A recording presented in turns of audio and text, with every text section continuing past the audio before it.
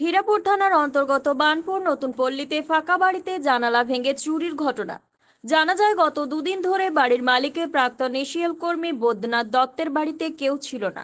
কারণ বৈদ্যনাথ বাবু গত দুদিন ধরেই দুর্গাপুরের একটি বেসরকারি হাসপাতালে ভর্তি ছিল। গতকাল রাত্রে তিনি মারা যান।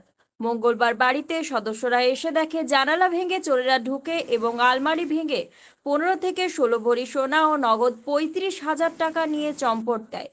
খবর পেয়ে ঘটনাস্থলে হীরাপুর থানার পুলিশ পৌঁছায়। ঘটনার তদন্ত শুরু করেছে পুলিশ।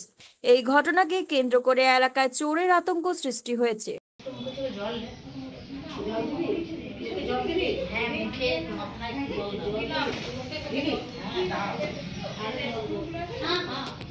আজ দুদিন বাড়িতে কেউ ছিল না। আচ্ছা, সব বাবাকে নিয়ে ব্যস্ত হসপিটালে। কি নাম মানে? আমার নাম গণেশ বরা।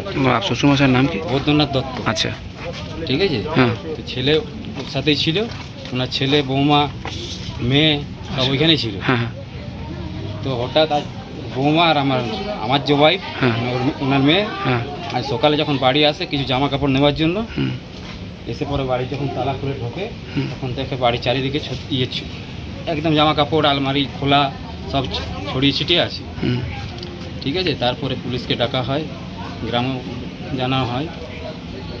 তখন পুলিশ এসে পরে দেখে গেল এবারে কি কি চুরি হয়েছে। আপনার চুরি হয়েছে প্রায় 14-15 ভরি মতো সোনা আর ক্যাশ 35,000 টাকা।